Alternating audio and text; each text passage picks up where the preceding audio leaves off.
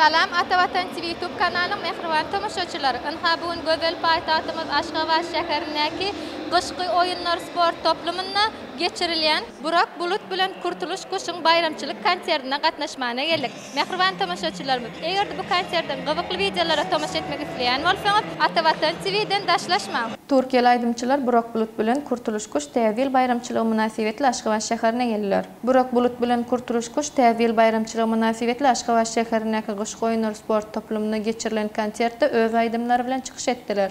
Soňky döwrüň iň meşhur aýdymçylarynyň birine öwrilen Burak Bulut ozal Aşgabatyň suratlaryny we video ýazgylaryny görüp haýran galandygyny bellidi. Şeýle hem türk aýdymçylary täze Türkmenistanyň halkyna hemde tutuş türki dünýäsiniň awzy berlik bagyt we awadançylyk etçilmegini arzu etdiler. Türkmen halkının ne kadar misafirperver olduğunu zaten biz biliyorduk ama bunu buralara kadar sizlerin ülkesine gelip de görmek bizim için gerçekten çok mutluluk ve gurur vericiydi. Teşekkürler.